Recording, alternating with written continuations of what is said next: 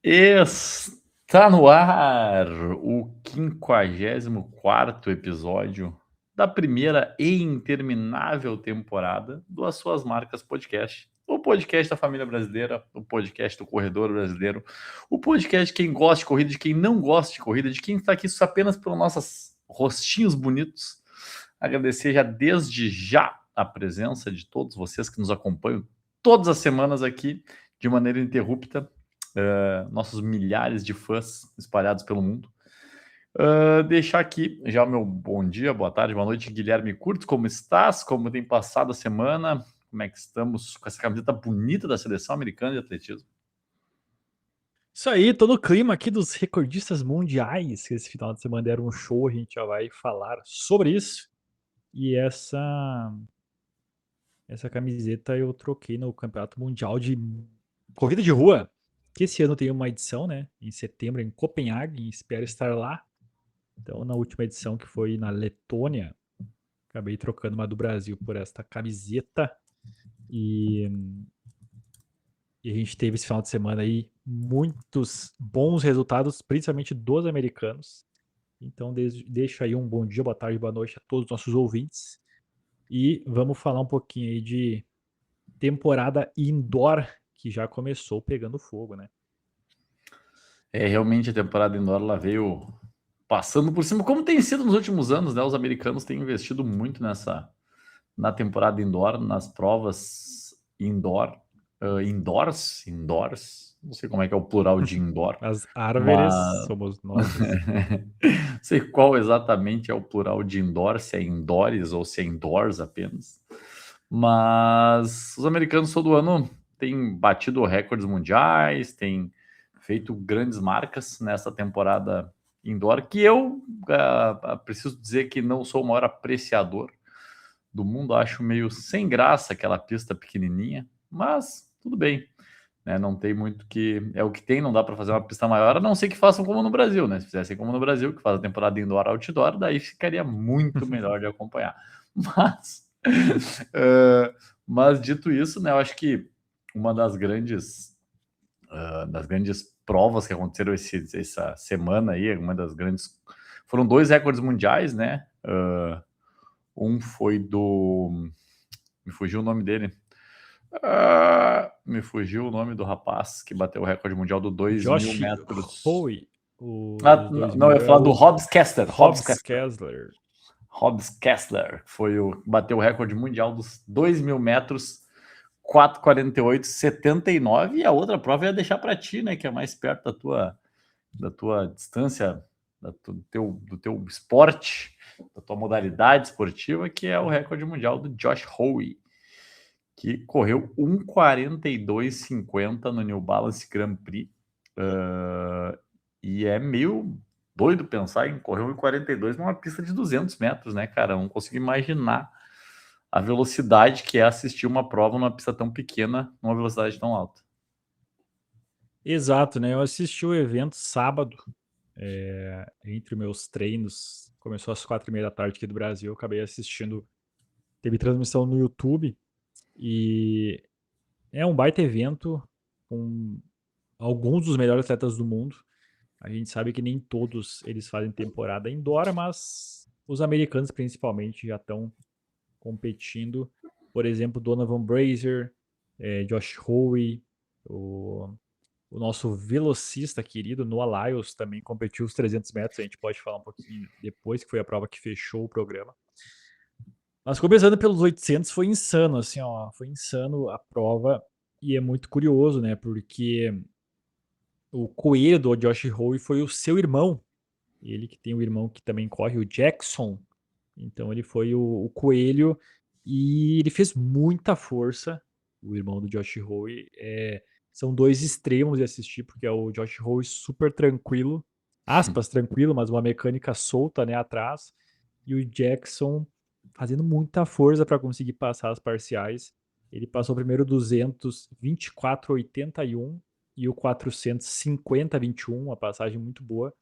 E aí logo ele já abre e o Josh Howe passa os 600 para 1:16,19, quebrando o recorde mundial, né? 1:42,50 O recorde antigo era do Wilson Kipketer, um queniano naturalizado dinamarquês, que corria muito bem indoor, né? Ele acabou não sendo campeão olímpico.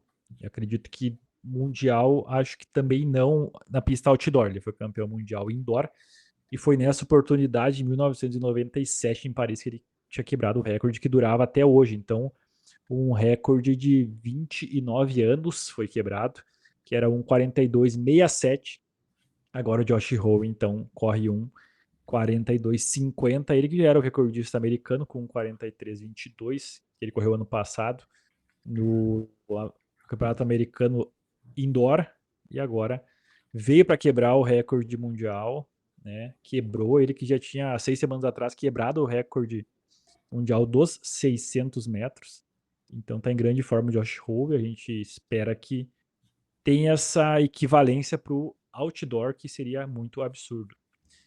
Claro que é difícil, né? Às vezes tem alguns corredores que eles são mais especialistas no indoor. Kipketer, ele era o recordista tanto do indoor quanto do outdoor. O recorde dele que depois o Rudisha quebrou, né, no outdoor. Mas o Josh Howe aí, temos uma expectativa muito boa para ele e que ele pode fazer no outdoor esse ano por essa marca, né? O Josh Howe, uma curiosidade que é importante falar para demonstrar o nível que é os Estados Unidos, né? Embora ele seja hoje um dos melhores do mundo, tanto no indoor quanto no outdoor, ele perdeu as duas seleções, né, dos últimos anos. Tanto na Olimpíada ele não conseguiu ir pela seleção americana, e tanto no Mundial ano passado em Tóquio, que ele também não conseguiu estar na seleção, porque os Estados Unidos tem aquele sistema que é o Trials, né, a seletiva, tem que estar entre os 3 melhores no Trials. Pode ser um recordista mundial, como é o Josh Howe, mas se lá naquele dia, naquela competição, você não estar entre os 3, você não vai. Pode ser quem for. Já ficou fora Donovan Brazier, né? Já ficou fora o Josh Howe, já ficou fora a Mu ano passado, né? Que foi uma tristeza. E, enfim, né? São coisas que os americanos fazem. Eu acho que no nível que eles dos atletas está certíssimo, né? Vai quem tá melhor no momento, porque o Josh Howe tá bem agora, mas a gente não sabe se vai estar bem. Né? Esse ano não tem campeonato mundial, mas se tivesse, a gente não sabe se vai estar bem lá em junho, julho. O americano faz isso com uma inteligência muito grande. E mesmo sendo melhor, então não é fácil estar na seleção americana. A seleção americana, acho que de maneira geral é a seleção mais difícil de se estar, né, de todas. Se a gente for pensar que o Quênia, né, Etiópia, mais nas provas de fundo, que é um pouco mais difíceis, mas nos Estados Unidos, se tu quiser pegar qualquer modalidade de atletismo, seja do martelo, seja no lançamentos, arremessos, saltos, é tudo muito difícil. O trials é realmente muito, muito, muito disputado. Então é legal, às vezes, né, tu vê alguém fazendo grandes marcas na temporada indoor, como é o caso do Josh Howe, e ele acaba ficando fora, né, de seleções para grandes participações, para grandes eventos. Porque realmente, né, como tu disse, tem que estar melhor no momento, e daqui a pouco ele é um cara mais da temporada de inverno, né, e quando chega no verão, daqui a pouco já passou do seu pico de performance, já passou do seu pico de treinamento. E aí acaba que não consegue, né, sustentar essas grandes marcas pela temporada inteira, e acaba perdendo algumas seleções importantes. Esse ano é um ano mais tranquilo nesse ponto de vista, né, mas por próximos Jogos Olímpicos só em 2028. Então a gente ainda tem 2 anos de treino, 2 anos de competições em alto nível para depois pensar numa seleção, né, para os próximos Jogos Olímpicos. Eu não sei se tu assistiu a prova dos 2.000 metros também, ou só assistiu a do 800, mas correr 4:48,79 numa pista indoor também não deve ser algo muito fácil, e acredito que o segundo colocado foi o Grant Fisher, né, que o Grant Fisher ele é recordista de alguma prova dessas indoor, não sei qual delas, mas Dos o Grant Fisher tem 3.000. 3.000, ele tem o recorde mundial dos 3.000, foi o segundo colocado nos 2.000, então uma prova extremamente forte também, e vencida, né, pelo Hobbs Kester, fazendo essa grande marca, recorde mundial. E mais um cara que desponta como, né, daqui a pouco no 3.000, no 5.000, um cara que vai começar a incomodar os outros aí nas provas mais longas. Exato, também assisti. baita prova, né? O Kessler, que é o mesmo caso, ele, o ano passado, não conseguiu se classificar em Tóquio, ele foi para Paris, mas o ano passado não conseguiu ir para o Mundial. Mas ele é o atual campeão mundial da milha de rua, né? Aquela que eu participei, ele foi o vencedor. É um cara que corre super bem. E era um duelo, né, entre ele e o Grant Fisher, sem dúvida nenhuma. A gente teve um coelho que passou o 1.000 ali para 2:24 e tava o Grant Fisher e o Rob Kessler juntinhos. Quando o coelho sai, o Grant Fisher continua liderando até quando faltava 100 metros que o Hobbs Kessler passou e aí venceu com 4:48,79, muito ritmado, né? Deu 2:24, tanto o primeiro 1.000 quanto o segundo 1.000. E eles quebraram o recorde, né, da lenda Kenenisa Bekele, né? O Rob Kessler quebrou e o Grant Fisher também quebrou, né? Mas o recorde mundial agora se torna o Rob Kessler com 4:48,79. O Grant Fisher correu 4:49,48, ambos abaixo do recorde mundial, que era do Kenenisa Bekele. Eu não fazia ideia que ele tinha esse recorde, para ver como o Bekele era muito rápido, né? Também. Ele era. Cara, ele correu 10.000 para 26,17, mas correu um 2.000 muito forte também. Isso mostra a versatilidade que o Bekele tinha. Eu realmente, assim, eles falaram que quebrou o recorde do Bekele, eu falei, cara, como é que pode? Ele tinha um recorde de 2.000, sabe?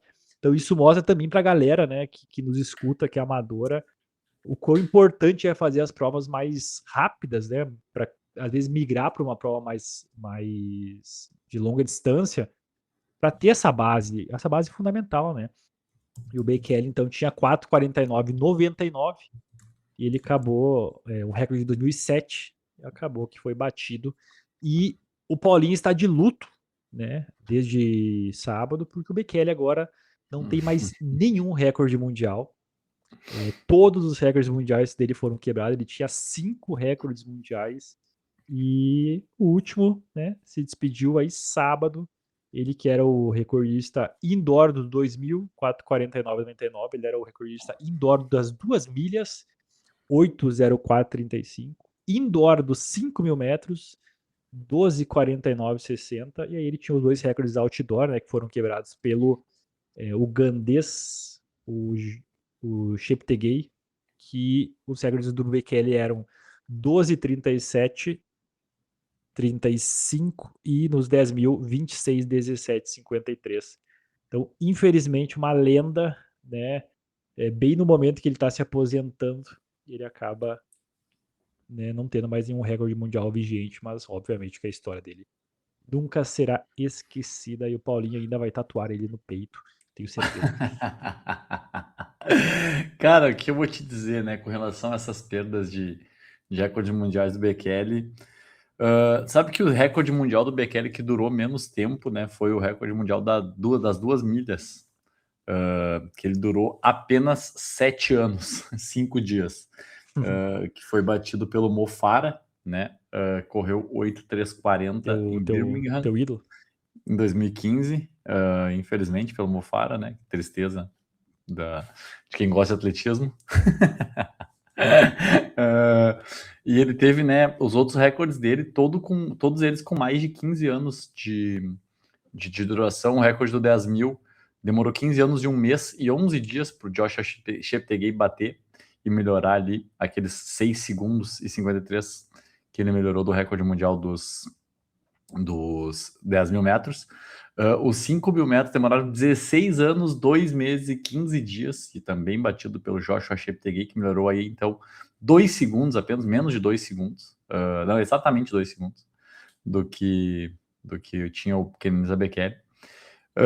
18 anos durava esse recorde do Bekele das 2.000 metros indoor, 18 anos, 11 meses e 7 dias, que foi batido agora. E o recorde mais longevo do Bekele foi o 5.000 metros indoor, que foi batido o ano passado pelo Grant Fisher.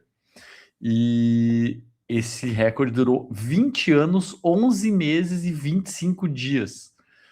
Então, assim, isso mostra o quanto essa dominância do Bekele, o quanto o Bekele era fora de série, o quanto ele foi absurdo, porque tu imagina um recorde mundial que durou 7 anos. Eu sei que tem alguns recordes mundiais femininos da época da cortina de ferro que duram durante muito tempo, mas não sei se algum recorde no masculino tem longevidades tão grandes assim quanto a do Bekele sem ninguém bater. Muito provavelmente quando o Grant Fisher quando o Bekele bateu o recorde dos 5 mil metros indoor, o Grant Fisher, se já tinha nascido, era muito pequeno, era muito criancinha quando foi batido esse recorde. Então, olha, foi, sei lá, 2 gerações, 3 gerações de atletas passaram, quantas gerações passaram e ninguém conseguiu melhorar as marcas do Bekele.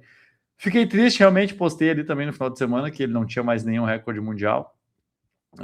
Mas é isso, o tempo ele é implacável para todo mundo, né? O Bekele que se aposenta agora, deve estar se aposentando a qualquer momento, se aposentou, ninguém sabe. Mas ele, infelizmente, né, não tem mais nenhum recorde, mas foi, para mim, o maior corredor de todos os tempos. Kenenisa Bekele, ninguém inigualável, e mais também por causa disso, também por tanta longevidade nos recordes mundiais dele. Exatamente, nossa total admiração e reverência para o Kenenisa Bekele. Esse 2000 que foi um dos mais fortes da história, com 4 atletas correndo abaixo, 4 atletas correndo tempos que se tornaram entre os 10 melhores de todos os tempos, né? Então o Rob Skezzer foi o nosso recordista mundial agora, o Grant Fisher o segundo de todos os tempos, um belga chamado Pieter Sisk correu 4:52:41, se tornou o quinto de todos os tempos, e o Jake Whiteman, nosso vice-campeão mundial outdoors 1.500 metros, se tornou o britânico mais rápido da história com 4:53:69 e o oitavo de todos os tempos. Então, 4 atletas correndo grandes marcas que se tornaram, eles colocaram eles entre os 10 melhores e, né, torna uma das provas sem dúvida mais rápidas do mundo. Até acharam que o Jake Whiteman ia brigar um pouquinho mais, mas acabou sentindo um pouquinho o final, mas mesmo assim fez uma grande marca e se tornou o recordista britânico. A gente teve também a prova legal, os 600 metros. Tinha o Donovan Brazier na prova, né, que a gente sempre espera muito dele, e o Bryce Hoppel, que é o atual campeão mundial indoor dos 800. Mas quem venceu foi o irlandês Cian McPhillips, ele que é o 16º melhor de todos os tempos, dos 800, com 42:15, e acabou vencendo com bastante facilidade os americanos e correu nos 600 1:16:37. Também a gente teve provas interessantes no feminino, né, nos 3.000 principalmente. Uma americana, a Ellie St. Pierre, ela que já é mãe, e ela venceu, ela fez a primeira corrida desde Paris 2024, ela que acabou não competindo mais e voltou em grande estilo, venceu os 3.000 metros em cima da Jessica Hu e também da Linden Hall, duas australianas que correm muito bem, e correu nos 3.000 metros 8:26:54 com uma baita chegada, venceu no final, na última volta, correu super bem. Ficar de olho nela para as provas outdoor, porque ela tem um 5.000 muito forte e promete aí correr muito bem. E nos 3.000 metros masculino, a gente teve também o australiano, bem, o jovem, né, o Cameron Myers, que vem quebrando vários recordes, ele tem 19 anos apenas. Ele venceu os 3.000 metros, correu 7:27:57, se tornou o 10º melhor de todos os tempos e o mais rápido da Oceania também. Tivemos mais um recorde nacional nos 3.000, que foi o Andrew Koskoran, um irlandês que quebrou o seu recorde, o recorde, né, nacional da Irlanda, e correu 7:30:97. O recorde mundial, que como a gente relembrou antes, é 7:22:91 do Grant Fisher, que o Paulinho relembrou, que também tem o recorde mundial indoor dos 5.000, então dos 3 e dos 5.000 é do Grant Fisher. E finalizando, né, com as provas destaques, claro que a gente não vai falar todas, mas os 300, né, tinha ali um trash talk, como sempre no Lyles, e o Noah Lyles acabou perdendo os 300 metros por 0:01. Foi realmente na chegada para o Jeremy Richards, de Trinidad e Tobago, acabou vencendo o Noah Lyles. Ele que correu 32,14 nos 300 metros, e Noah Lyles 32,15. Então, realmente foi muito no detalhe, foi ali no peito.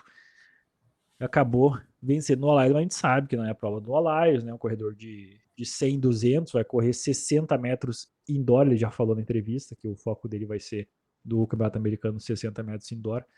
Mas ele correu um trezentão. Eu achei, assim, visualmente a corrida dele bem travada. Até na hora que largou, caraca, o Noah está muito travado. Mesmo assim, correu, né, 32,15, mas eu acho que ele tá ainda um pouquinho longe da forma física dele ideal. O que é normal, né, para essa época do ano, porque a temporada é longa, com Diamond League, lá o Ultimate Championship em agosto, os atletas, eles têm toda uma periodização. E o Noah fugindo um pouquinho da prova dele, né, correndo esses 300 metros indoor e sendo o segundo colocado. Isso mais ou menos foi o destaque, né, das provas do final de semana. Uma grande prova em Boston, então, que foi o New Balance, essa prova da New Balance Indoor Grand Prix, grandes atletas e 2 recordes mundiais, o que é para ficar marcado aí para a história.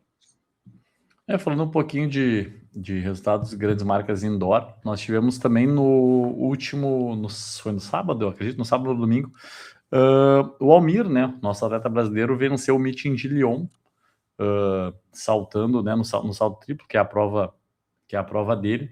Ele saltou 16,52 no meeting indoor de Lyon e ficou com a medalha de ouro. Ali diz que foi uma prova bem disputada, uma prova extremamente salto a salto com o argelino Trick. Então foi parabéns para o Almir, que retorna aí a fazer, né? Ele já saltou muito melhor que isso, já saltou, tem marcas melhores do que essa, mas voltando a saltar, voltando a vencer. Então aí parabéns para o Almir também por essa grande prova aí no último final de semana. Eu acho que além disso tem algumas informações importantes para a sequência aí também do indoor, que vai haver, né, em Madrid, no Indoor Gold Tour de Madrid, vai ter a tentativa de quebra de recorde do 1.000 metros, né, pelo Mohamed Ataoui. Ele vai tentar bater o recorde mundial dos 1.000 metros indoor, o objetivo dele é baixar de 2:14:20 nessa prova, e também foi anunciado para o meeting que nós já falamos aqui, o Millrose Games, foi anunciado agora, neste momento, agora nesse momento não, foi anunciado há 3 dias, na verdade, o field para correr a milha, né, New York Road Runners Men's Winamaker Mile Field, e aí o field está absurdamente forte, é um field bizarramente forte, que o Josh Howe vai estar presente na prova, o Nico Young vai estar presente na prova, o Andrew Coscoran vai estar, o irlandês vai estar presente na prova também, Festus Lagat, Robert Farkin da Alemanha vai estar presente também, o Gary Martin dos Estados Unidos, Ollie O'Hare da Austrália, o Cameron Myers, que acabou de estar também, vai estar na prova, o Hobbs Kessler também vai estar na prova, e o Yared Noguzi também. Então vai ser uma prova extremamente forte, vai ser uma milha muito, muito forte. Então acho que é interessante também a gente ficar de olho nessa prova que acontece nos próximos dias aí também, e deve ser uma prova muito, muito forte. Além disso também, a Fenkball anunciou que no dia 8 de fevereiro vai debutar nos 800 metros em Metz, na França. Então também outra prova para a gente ficar de olho, agora no dia 8 de fevereiro, a Fenkball fazendo a sua estreia na distância dos 800 metros, ela que é multicampeã nos 400 metros rasos, no 400 com barreiras, vai fazer a sua primeira prova de 800 metros. E qual o seu palpite? Eu ia perguntar o teu, né? Mas já que tu se avançou no meu palpite. Olha, eu vou dizer primeiro, eu não acredito que ela corra abaixo de 2:01, tá? 2 minutos e 1. Eu acho que o 800 é muito diferente do 400, embora eu acho que ela é uma das atletas que tem o maior perfil para ser uma corredora de 800, né, ela é muito magra, tem a perna longa, né, a perna longa e é muito ritmada, né? Então eu creio que ela tem condição de correr muito rápido 800, mas a gente já viu outros atletas que às vezes tentaram correr 800, não é tão fácil assim, né? É o dobro da distância, tem que rodar bastante. A gente viu que ela disse que tá fazendo aí 40, 60 quilômetros semanais. É muito pouco, eu achei muito pouco, muito É, pouco. então assim, a gente não sabe se vai conseguir se adaptar, se não vai. Eu acho que abaixo de 2 e 1 na estreia, acho difícil, tá? Posso estar totalmente errado. Vamos dizer que ela corra um 58. Pode acontecer, mas eu não acredito, por ser uma sensação diferente, né? É totalmente diferente a sensação. Tem que manter nos últimos 200 metros, que é muito difícil, crescer às vezes. Vejo que ela vai correr aí entre 2 e 1 e 2 e 3, é meu palpite, pela questão da estreia mesmo, sabe? Claro, não sei se vai ter uma coelha para correr o ritmo da coelha, se a prova vai estar forte, mas esse é o que eu acredito nesse momento para ela. Tu sabe que eu tava conversando essa semana com a Laura, que é a nossa ouvintaça aqui do podcast, e ela me mandou uma matéria da Fenkball, e ela bota nessa matéria, uma matéria daquela página que a gente já citou algumas vezes aqui, o VO2 Máximo Portugal. E aí na matéria diz assim: a nova vida de Fenkball. Corre 40 a 55 quilômetros semanais e poderá nunca mais fazer 400 com barreiras. E aí a indagação da Laura foi: tu tem ideia de quanto ela corria antes? Esse volume é normal para esse tipo de prova? Achei bem curioso. E realmente me chamou muita atenção, assim, pela o baixo volume para correr uma prova de 800. E claro que o 400 trabalha de uma maneira bem diferente, eles não rodam tanto, ainda é uma prova sustentada bastante com bastante velocidade, é uma prova corrida com mais velocidade do que resistência, apesar de ter algumas mudanças já nos últimos anos, inclusive no perfil dos atletas de 400 metros, sendo mais magros agora e não mais tão fortes.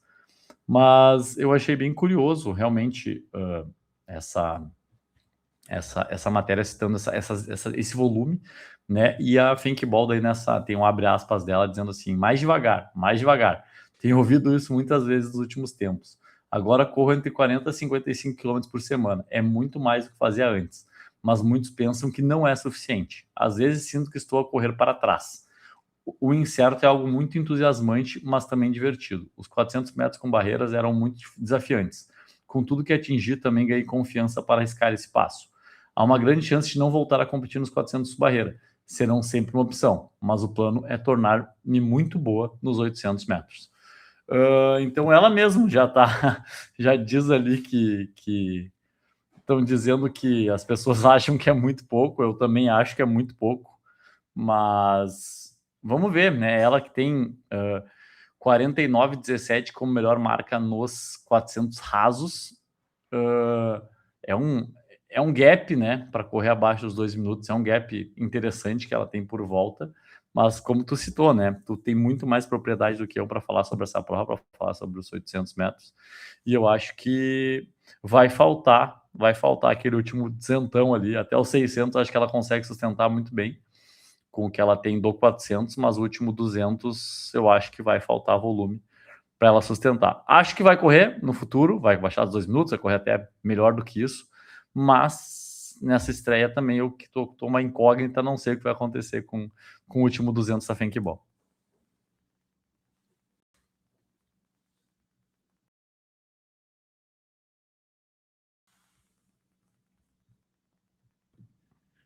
Realmente, é uma incógnita, né? A gente vai ver agora no dia 8, mais ou menos já o que há de se esperar. Mas respondendo ali a Laura, é porque até o 400 os atletas eles não pensam, os treinadores, os atletas não se pensam em volume, né? Eles fazem um trabalho muito de velocidade, de musculação. Então é um trabalho que o volume nem se fala sobre volume, né? Não é algo. Muitas vezes é tiro todos os dias. Os atletas rodam muito pouco, dependendo do treinador. Então essa questão do volume é algo que começa a se tornar mais primordial dos 800 para frente que os atletas já rodam, né? Já tem esse outro parâmetro. Mas com certeza ela devia praticamente não rodar nada no 400 com barreira para ela estar falando isso, né? Que agora ela faz 40, 55 e é muito mais do que ela fazia. Provavelmente rodagem devia ser muito pouco. Devia ser muito tiro curto, tiro ritmado, musculação. E agora vamos ver o que há de se esperar. Antes, só voltando o que o Paulinho falou sobre o Almir, a gente teve também, né, um bom resultado da Letícia Ouro, que ela é uma brasileira que já foi medalhista em campeonato mundial no salto em distância. Ela saltou em Paris nesse final de semana, foi segunda com 6,46.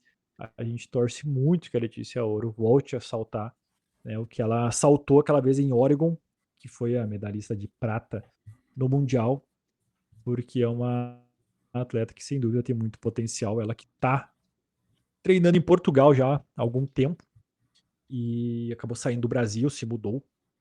E a gente torce que ela volte a fazer grandes resultados, porque tem muitas condições.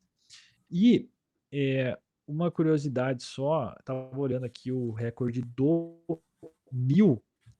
O Paulinho deve lembrar, né? Do Suleiman, é um cara que sempre estava dos 1500 ali, no meio da galera. O Suleiman, que é um cara o país é Djibouti, eu acho. Acho que é Djibouti, acho que é Djibouti. Né?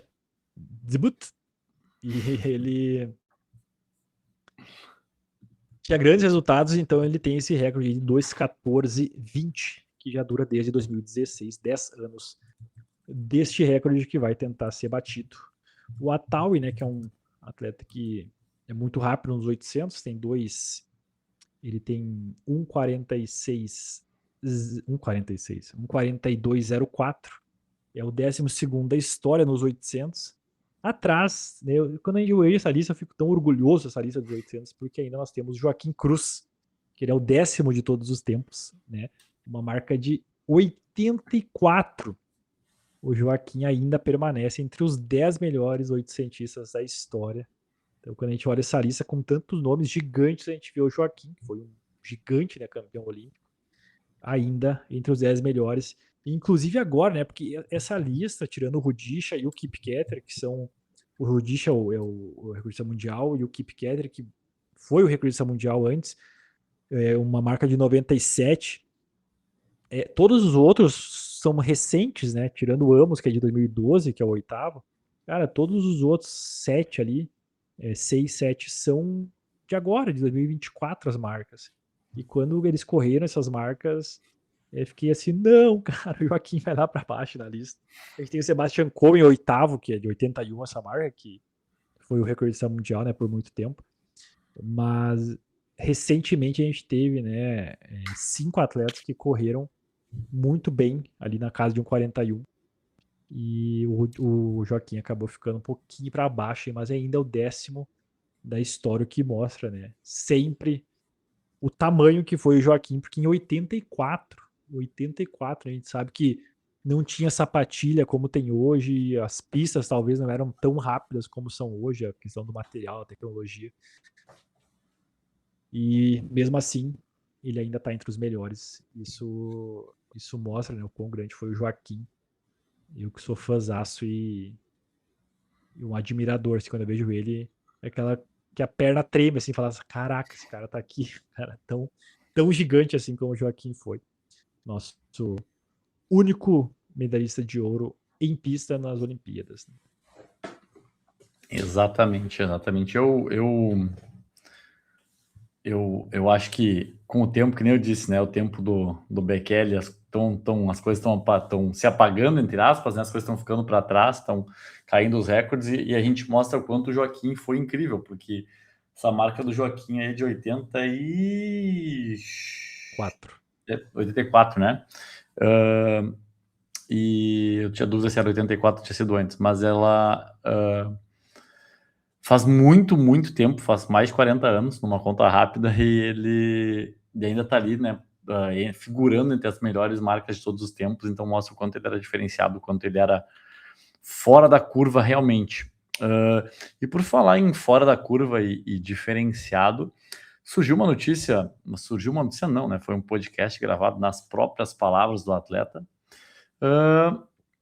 que o Thiago do Rosário ali colocou como objetivo para ele, para os próximos passos da carreira dele, migrar de prova também, subir subir de fato, né, para os 5.000 metros, e meio que não prometeu, mas, né, falou que tem como grande objetivo quebrar os recordes do 3.000 do Hudson dos Santos, que é 7,49,70, 7,39,70, e dos 5.000 metros do Marilson, que é 13,19,43. Olhando as melhores marcas do Thiago, que são 7,55,02 no 3.000 e 13,46,15 nos 5.000 metros, a gente nota que tem um gap bem grande, bem interessante para o Thiago tirar, caso ele queira focar nessas distâncias mais longas, caso ele queira, né, subir de prova de fato para fazer essas tentativas de recordes, né, que já duram bastante tempo. Do Hudson, acho que mais tempo que o do Marilson até. E, assim, é curioso, é audacioso essas palavras do Thiago ter como esse objetivo. Acho que todo mundo tem que se mover por objetivos, logicamente, mas é um gap bem interessante. Tomara que consiga se aproximar, tomara que consiga correr melhor do que tem hoje. As marcas dele são de 2022. O Thiago, que é um atleta que ele não é muito constante nas marcas, ele faz grandes marcas, daqui a pouco passa um tempo meio sumido, depois faz mais umas grandes marcas, corre provas longas, corre provas curtas, mas torcemos aí para que o Thiago consiga os objetivos que tem aí, ou se aproximar o máximo que der, que se o Thiago conseguir se aproximar próximos desses recordes aí que ele citou como objetivo, quer dizer que nós temos um grande atleta no Brasil, nós temos grandes atletas fazendo marcas e com certeza puxando os outros adversários, puxando os outros atletas brasileiros para correrem melhor. Exatamente. Declaração forte do Thiago. A gente torce que alcance esses objetivos, sem dúvida nenhuma. E como o Paulinho semana passada nos falou, nós vamos ler os comentários aqui agora, neste momento. Ainda não chegamos no final. Mas aqui no YouTube a gente teve 3 comentários no nosso último episódio. Não sei se no Spotify tivemos algo, Paulinho, dá pra olhar aí rapidão. Vou dar uma olhadinha aqui, Mas enquanto olha aqui. no YouTube a gente teve o Jesus Maciel, com os seus emojis clássicos de sempre. Tivemos o Jorge Ferrari Freitas, olá, bora! Foi o que ele comentou. E o Chico, nosso amigo Chico, escreveu, o Paulinho estava falando sobre o permit, o Chico escreveu assim: concordo contigo, Paulinho, já pensamos em fazer permit bronze para a nossa prova em Passo Fundo. Atualmente nossa distância é 6 km. A ideia era trazer para 5 km, que é uma distância oficial, e buscar o permit. No entanto, ficamos sabendo que o mesmo não agrega absolutamente nada para os atletas no sentido de marcas e rankings. Né, o Chico deve estar falando do permit bronze, que realmente não valida uma marca, né, oficial para o atleta, e acaba que seria algo apenas burocrático com a federação. Sei que o Paulinho acha. As provas aí em Porto Alegre, a maioria devem ser permit bronze, né, as mais curtas. É que tem uma questão importante, tá? Que tem que ser dita, que talvez seja, e eu acho que é um grande tema que está em discussão, inclusive lá no Piauí. O Sérgio Rocha tem debatido muito e batido muito nessa tecla, né? Que no Piauí não se cobrava permit, ninguém pagava permit nas provas lá no Piauí. E aí, quando decidiram, né, formalizar uma federação, organizar e cobrar os permits, fazer as coisas da forma que a lei manda, os organizadores de provas lá do Piauí ficaram bem chateados, brabos, fizeram até uma federação piauiense de corrida de rua, né, que nós comentamos aqui no episódio anterior até. Mas assim, não é a questão de agregar ou não a prova. O permit ele é obrigatório, porque na lei, sem o permit, a prefeitura não pode autorizar a organização de um evento de corrida de rua se o mesmo não tiver o permit. Está escrito no Código Brasileiro de Trânsito. Então, assim, o permit pode ser meramente protocolar o permit bronze, mas ele chancela que o evento pode acontecer, porque se a prefeitura quiser ou se a própria federação quiser, a prova não acontece. Prova sem permit não pode acontecer, está no Código Brasileiro de Trânsito, é previsto em lei. Então, assim, essa taxa ela é obrigatória. Todos os eventos que acontecem no Brasil devem pagar o permit bronze, mesmo que, como né, a gente sabe, o permit bronze não agrega muito tecnicamente para os atletas, porque não é obrigatória a medição oficial, mas o evento pode sim fazer a medição oficial e daí também contar com a prova medida e aferida, além de ter o permit, apenas o permit bronze. Esse ponto também foi um ponto de discussão essa semana que entrou em contato comigo uma grande prova que vai ter aqui em Porto Alegre, que a gente com certeza vai levar os alunos para fazerem vai fazer como preparação para a Maratona de Porto Alegre, uma prova que acontece ali um mês e pouco antes da maratona, tem distâncias que a gente acha que podem ajudar os nossos alunos a melhorarem suas marcas e também fazer um teste para a prova principal. Só que no ano passado essa prova aconteceu, uma prova que está sendo amplamente divulgada, é um circuito grande nacional, e essa prova não teve nenhuma das distâncias que tinha no regulamento, não tinha a distância correta, não tinha os 5, não tinha 10, não tinha 21. E aí eu mandei uma mensagem falando, cara, olha só, tipo, vocês estão divulgando, falando e tal, e nenhuma das provas teve a distância correta. Né? Eles responderam que não, que vão medir para 2026 a prova vai ter medição, mesmo sendo permit bronze, a prova vai ser medida e aferida, pelo menos no percurso principal, que é a meia maratona. Então, assim, se vai ter medição, se vai ter aferição, não importa com o permit bronze, mas sem o permit bronze a prova não poderia nem estar acontecendo. Eu chuto que aqui na minha cidade, nenhuma prova das, talvez, vamos botar aí, 50 provas que tem no ano, nenhuma deve ter permit. Com certeza, nenhuma tem. Tanto da prefeitura, quanto as dos organizadores privados, assim, nenhuma.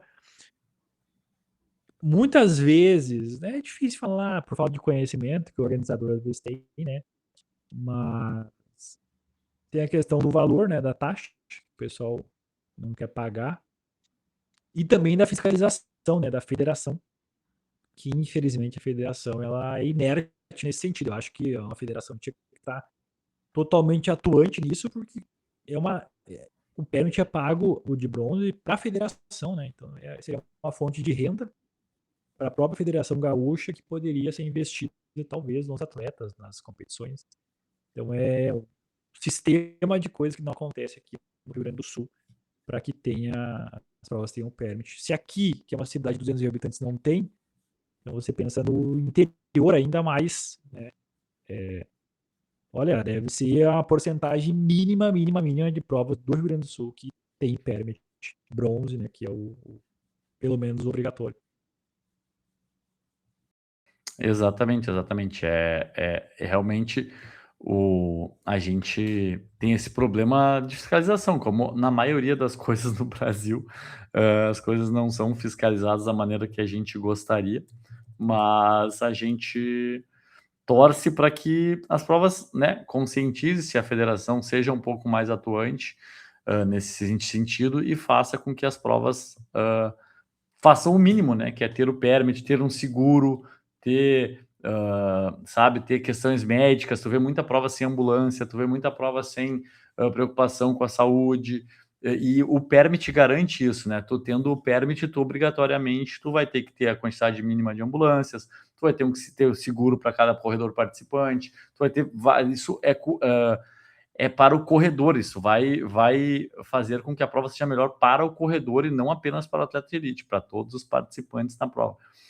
E eu sinceramente acho que a prova, esse valor de R$ 4.500, que é a taxa, que é o mínimo, né, que é cobrado pelas federações, dentro do custo do evento como um todo, é uma taxa que ela tem que estar ali no orçamento quando tu vai colocar, quando tu vai fazer a prova, quando vai botar a prova na rua, tu sabe que aquilo ali tu vai ter, né? Se vai fazer um permit bronze vai ser 4.500, vai ser um permit prata vai ser 9.000, se for um permit ouro vai ser 10.000.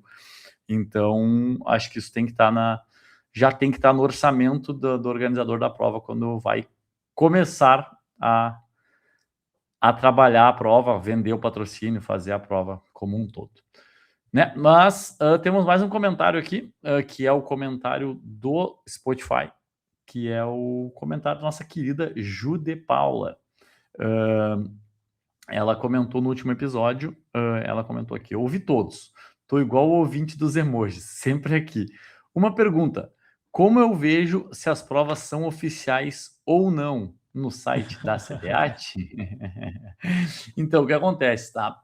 No site da CBAT, eu sou uma pessoa que eu estou sempre olhando isso, mas tendo lá no site da CBAT, Ju e nossos ouvintes, tem uma página ali meio escondida na aba atletismo, que diz corridas de rua, tá? E é ali que tu faz a solicitação de permit da CBAT, vê todas as regras e tudo mais, vê o quadro de medidores, vê o calendário. E ali tu teria uma aba chamada Permit Ouro e Prata e Permit Bronze. Porém, o Permit Bronze só estão as provas de 2025. As provas de 2026 ainda não estão colocadas ali neste calendário. As provas de ouro e prata, da mesma forma, não estão as provas de 2026. As provas estão paradas, estão desatualizadas em 2025. Deveria ser papel da Federação de Atletismo, né, colocar no seu site, das federações de atletismo do seu estado, né, colocarem nos seus sites ali quais as provas têm o seu permit. E assim, por exemplo, a prova mesmo deveria publicar. Por exemplo, sempre que a gente faz um evento aqui, que seja a Maratona de Porto Alegre, a Meia do Mercado, a TTT, qualquer prova dessas, as provas, todas elas têm permit de diferentes níveis, mas a gente sempre publica ali no nosso Instagram, né, no Instagram da prova, que a prova tem o permit, seja ele qual for. Então, talvez falte isso também para as organizadoras de prova divulgarem que as provas têm permit. Eu acho que depois que o Sérgio começou a bater nessa tecla dos permits e das regras, eu acho que a galera vai abrir o olho mais para essas questões importantes, que é o permit da prova, que é o mínimo que a prova tem para acontecer perante a lei. Mas deveria estar no site da CBAT, deveria estar no site das federações, mas como eu acabei de ver em tempo real, enquanto falava aqui respondendo para vocês, não está. E de repente, para 2027, a gente vai ter as provas de 2026 ali no calendário.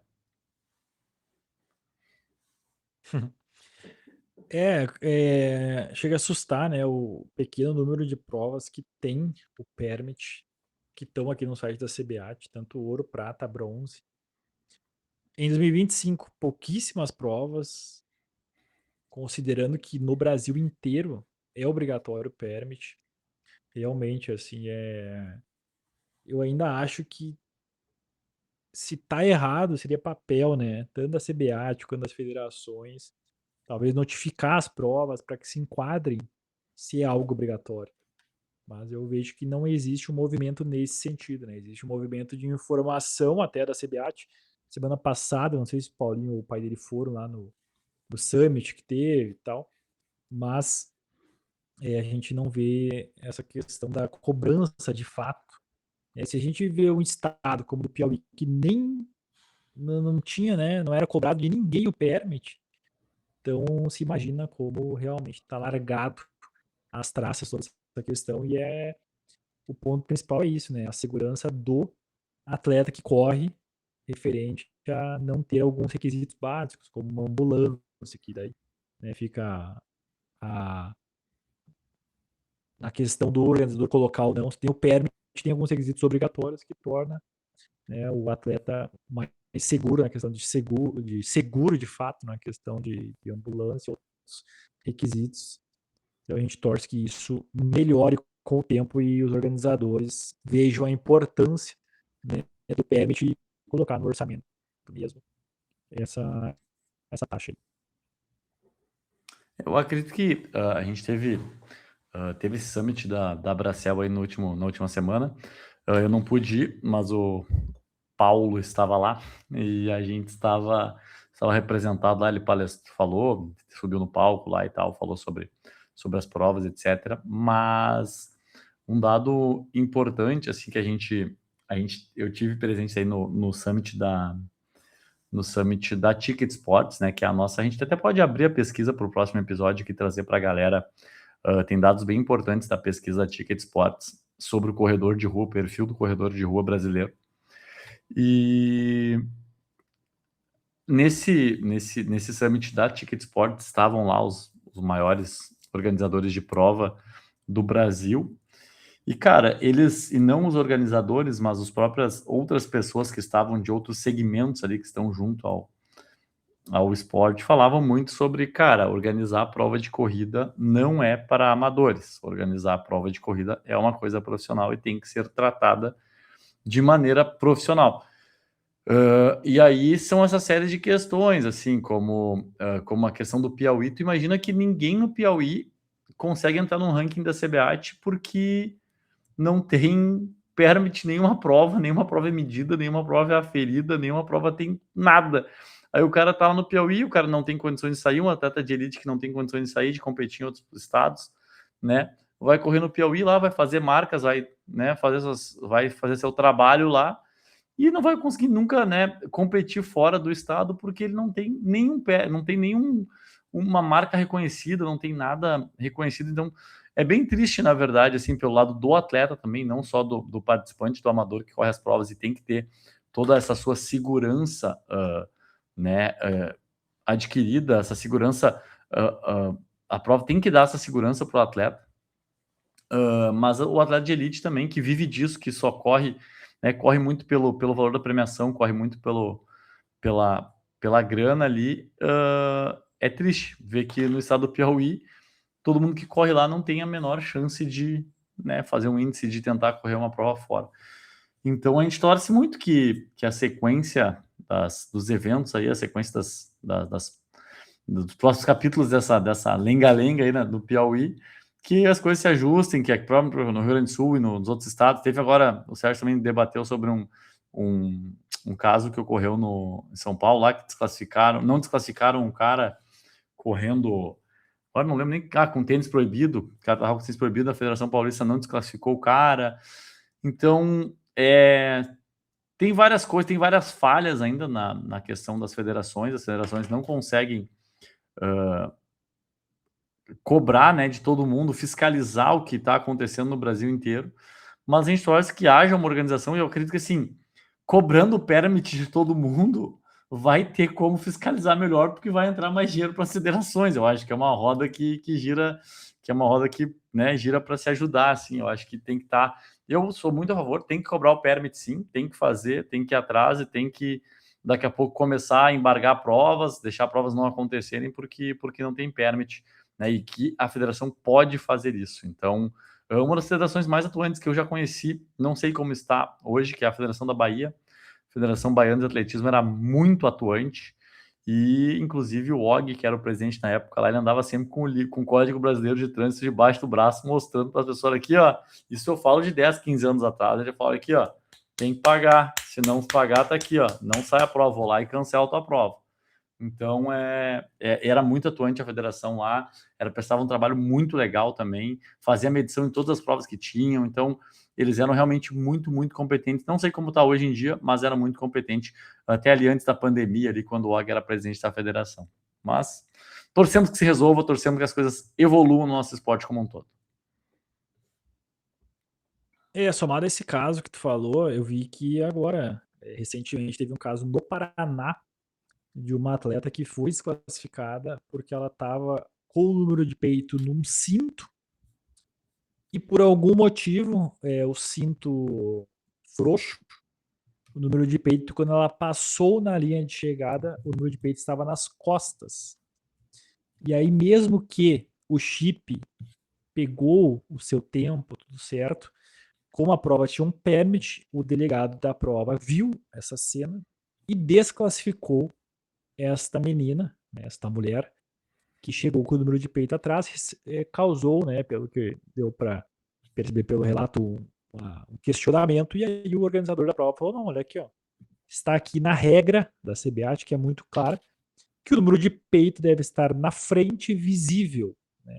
Então o número de peito deve estar ou no peito ou na barriga, né? Na barriga ali. O Paulinho é meio contra, hater, usar na barriga, mas assim, eu acho que tem que ser, porque às vezes os patrocinadores estão no peito ali, a gente dá baixada para não É esconder os só fazer mais patrocinadores. altos patrocinadores. Botar aqui, ó, no ombro.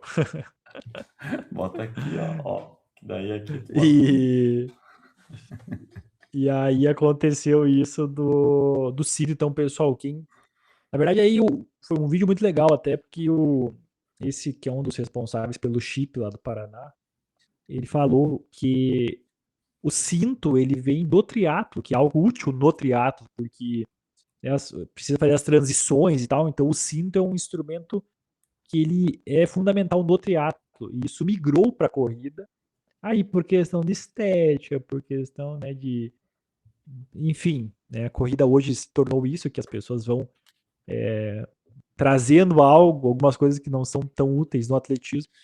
E aí ele até mostrou, ó, pessoal, tá aqui os 4 alfinetes que a gente coloca dentro do kit para vocês usarem os alfinetes. Então, usem os alfinetes, que se vocês usarem e colocar o número correto, não é na perna, né? Muita gente usa na perna ali no calção, às vezes no número de peito, não, é na frente, visível, ou no peito, na barriga. Então a gente deixa esse alerta para as pessoas também, porque se um dia usar o cinto e o número chegar do lado atrás, mesmo que o chip pegue, o chip vai apitar, né? Porque às vezes o chip é no número ou é no tênis, enfim, mas pode ser desclassificado porque é uma regra que existe. Assim como também, né, as regras que a gente já falou aqui, de ter um suporte de bicicleta. Vi que na TTT aconteceu muito, né? O Paulinho não tem como classificar todo mundo, e às vezes a pessoa também chegou lá atrás, enfim. Mas eu vi que na TTT tinha uma galera que se filma, inclusive, mostra correndo de pipoca, de bicicleta, acompanhando durante todo o trecho, encostando nas pessoas, dando água, dando o suporte total, assim. Então, gente, não é certo fazer, né? Mas não filma e posta como se fosse algo grandioso, cara. Eu vi assim, gente se filmando. Olha aqui, ó, vou correr junto. Pessoa de pipoca, tá? Vou correr junto aqui com a tal pessoa, ajudar ela no percurso e tal. Putz, cara, que exemplo que tu tá dando para outras pessoas. Então, imagina se todo mundo tivesse uma outra pessoa auxiliando. Imagina como é que seria, né, na praia, com as pessoas do lado, na largada, com um monte de pipoca. Então, assim, é só, acho que talvez refletir um pouquinho. Falar, putz, não tá certo essa atitude aqui. Deixa a pessoa correr o trecho, vou estar na chegada, na largada ajudando, mas não posso estar do lado correndo o tempo inteiro, não posso estar de bicicleta. É uma coisa que é óbvio que o organizador não tem como ver todos que correm, né? Normalmente é a elite ali que é um pouco mais visada, mas são atitudes que as pessoas têm que entender que não tá certo, né? E não é um exemplo para as outras, principalmente postar na rede social. Na real, aquilo que a gente sempre fala, que eu já falo aqui algumas vezes, né? Tipo, é a indústria do corte, a indústria de 2, 3 segundos de um frame de alguma coisa que as pessoas querem postar na rede social. Teve agora o caso do cara que correu com óculos da Meta lá se filmando, o Sérgio também falou, porra, sabe, o cara sabia, o cara tem noção que não pode e tal. E daí eu tava correndo hoje, tava pensando, tive bastante tempo para pensar sobre isso. As pessoas, né, reclamando muito sobre mas essa regra tá ultrapassada, essa regra tem que mudar, essa regra não tá certa, não sei o que, tal, deixa as pessoas se filmarem, deixa as pessoas não sei o que. Cara, daí eu fico pensando, tu imagina se cada jogador de futebol tivesse com o seu celular em campo na hora do jogo, e aí ele pegava, gravava, vou bater essa falta aqui, olha aqui como é que eu vou bater essa falta, segura aqui, que eu vou bater essa falta aqui, olha aqui, vou filmando daqui, pum, bati a falta, já era. Gol, olha lá, o gol, filmei daqui. Cara, imagina como é que seria isso. É a mesma, não pode. Os caras não podem ter celular no banco de reservas, os caras não podem estar com o celular dentro do campo, os caras não podem filmar, os caras não podem estar com equipamento eletrônico. Simplesmente não pode. E não se faz. Por que na corrida é diferente, sabe? Tipo assim, por que colocam a corrida como algo diferente, já que também é uma competição? Não é porque é uma competição que ela é aberta para atletas amadores que tem que virar bagunça, sabe? Então, assim, respeitem as regras, façam as coisas da maneira adequada, não deem jeitinhos, não acho que só para ti não vai ter problema, que realmente isso é um transtorno muito grande para todo mundo. Beleza? Não sei se tem mais algum tema para trazer, Guilherme, senão já me despeço por aqui, porque já chegamos numa hora. Sobre essa questão do celular, eu já participei de competição de pista, em que no momento que você entrava na câmera de chamada, eles pegavam teu celular, colocavam num saquinho, lacravam, e a partir daquele momento você não podia mais estar com nenhum equipamento eletrônico, né? Na área de aquecimento, e aí, obviamente, né, na pista não pode, né, estar com o celular, não pode correr com o celular, com nada, mas já no aquecimento, quando tu mostrava a sapatilha, né, que tem essa fiscalização hoje para ver se a sapatilha é permitida ou não, se os pregos da sapatilha estão no tamanho ideal, eles lacravam equipamentos eletrônicos. Então já, né, para tanto na área de aquecimento você já não ter essa ajuda, o que tornava a tensão muito maior, né? Porque daí é aquela coisa, um olhando para a cara do outro, naquela tensão, pré-prova gigante.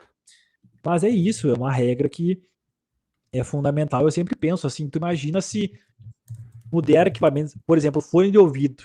Imagina se a elite puder correr com fone de ouvido, aí a pessoa, o maratonista lá tá com um ponto que o treinador dele tá vendo na televisão e tá falando, não, aumenta um pouquinho, diminui um pouquinho, tem alguém a 100 metros atrás de ti, tem um cara a 2 km, aumenta tanto por quilômetro. Cara, não tem como, sabe? O negócio que, tu imagina se né, principalmente a maratona, que é uma prova que teria essa ajuda externa, seria fundamental para né, um atleta lá. Quantas maratonas a gente já viu que tem uma reviravolta no final, né? O atleta às vezes fala uma estratégia errada, porque ali, cara, o atleta, só ele, né? O treinador, ele dá todo o suporte até o atleta começar a correr. A partir daquilo ali, acabou. É óbvio que o treinador pode estar no percurso, no quilômetro 10 ele vai lá e, pode falar, né? Vai de carro pro quilômetro 20, vai dar um taco e tal, como se fosse uma torcida, né? Obviamente, na pista, os treinadores ficam normalmente cantando as voltas no lugar, dando tá forte, tá fraco. Mas imagina se tiver um ponto eletrônico, né, com todas as dicas, um cara ali dizendo como é que tá o adversário, tá longe, tá perto, faz isso, faz aquilo. Então é algo que é pro esporte, né? Se tornar isso, mudar essa regra, cara, perde todo o encanto, né, de muitas coisas que faz com que a gente admire o atletismo. Então não é uma regra ultrapassada, obviamente, né? A tecnologia ela tá evoluindo, mas o esporte segue o mesmo. E na hora da prova também concordo que não pode ter esse auxílio aí de não pode estar se filmando, não pode estar com fone de ouvido, é o atleta como atleta e ponto final. Eu acho que quem fala que está ultrapassado realmente não entende, né, dos princípios do esporte. Mas é isso. Então tá, galera, é isso. Falamos, deixamos para a próxima terça-feira. Estaremos aqui falando sobre atletismo, falando sobre provas e competições que aconteceram na última semana. Tem alguns temas que eu estou há semanas querendo trazer e não consigo, não dá tempo, a gente fala demais aqui, o tempo passa. Neste momento já estou atrasado para a minha sessão de fisioterapia, estou indo e falamos na próxima semana. Falou, Guilherme, até lá!